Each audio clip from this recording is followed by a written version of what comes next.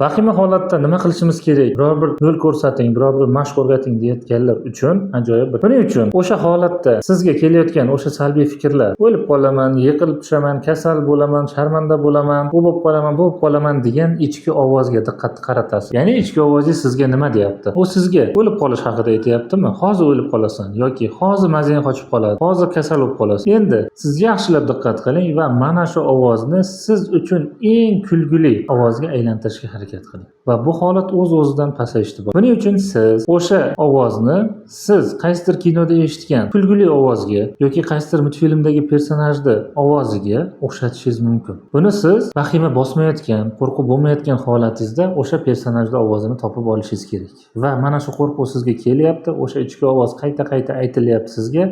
Va mana shu ovoz bilan siz shu so'zlarni eshitishingiz kerak. O'zingiz uchun. Siz og'zingizda o'xshatishingiz shart emas. U xayolan o'sha ovozda sizga aytilyapti. Misol uchun, siz yaqiningiz sizga qandaydir xabar yozadigan bo'lsa, siz o'sha xabarni o'qiyotganingizda xuddi o'sha odamni ovozida o'qiyotgandek bo'lasiz-ku, to'g'rimi? Endi mana shuni o'sha kulgili ovozga aylantiramiz. O'sha ichingizda aytayotgan, hozir o'lib qolasan, hozir mazang qochib qoladi degan so'zni kulgili ovozga aylantiramiz. Natijasini kommentariyada yozib qoldiring. Like va podpiska bosishni unutmang.